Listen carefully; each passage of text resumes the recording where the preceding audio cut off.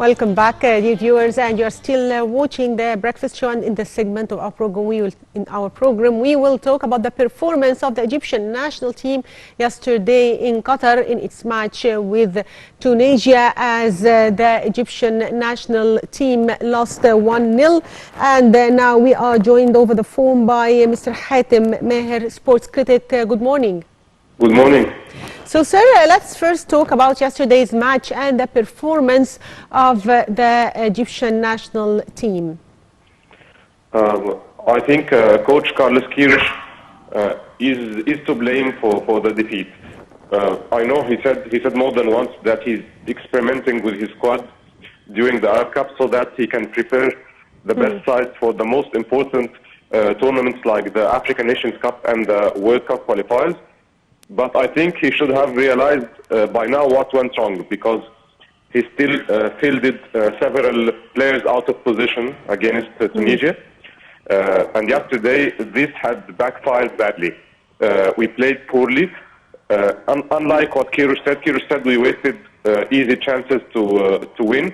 But the reality is that we only wasted one goal-scoring chance that Mustafa Fathi wasted with 15 minutes remaining. So realistically speaking, we didn't deserve much out of the Tunisia tie, unlike what Queiroz had said. And he is the one who should get the blame, honestly. Mr. Hatem, what are your expectations for the coming match, as Egypt is expected to play with Qatar? So how do you see this match? It will be very tough. Qatar is now a very strong team, and they played very well actually against Algeria, and they were unlucky not to at least go to penalties. They suffered a defeat in a very cruel way. So I think it will be a very tough game, but we need to win just to boost our morale, because psychologically we can't afford another defeat in the matter of a few days.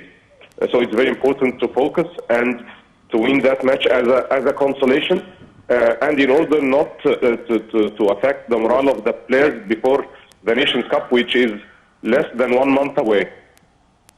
How should the Egyptian team get ready for this match, and how can they avoid losing, and the things that they should work on before starting the match?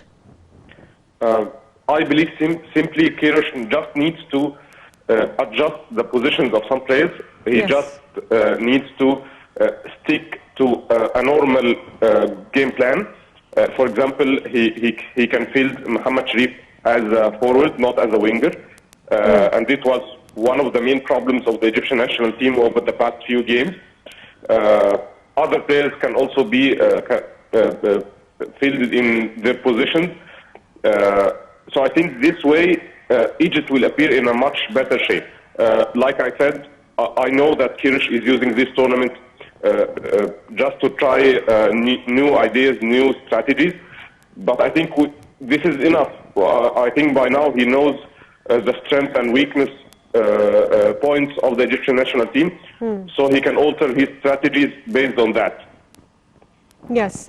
Also, Algeria defeated Qatar 2-1 on Wednesday to reach the Arab Cup final match. How did you follow up this match? Algeria, over the past few years, Algeria has been the strongest team in Africa. And even without their foreign-based players, they appear strong. Yes. Even though they miss prominent stars like Manchester City winger Riyad Mahrez or AC Milan midfielder Ismail Ben Nasser, but they still appear the strongest team in the tournament. They deserve to go to the final, and I believe they will easily win their game against Tunisia. There's a gap, a gulf in class between both teams. So I think Algeria will not find it difficult to win the tournament, and they fully deserve it. And they also appear the front runner to win next month's African Nations Cup. So you believe that the Algerian team is the best till now? The best performance? Sure. yeah, I think they will be much stronger when they have their foreign-based players available Yes. during the Nations Cup. So they are clear favorites to win the Arab Cup and the Nations Cup next month and in February. Yes. Finally, I'd like to thank you, Mr. Hatem, Maher sports critic. Thank you for being with us, and we hope the best for the Egyptian national team in its coming match with Qatar.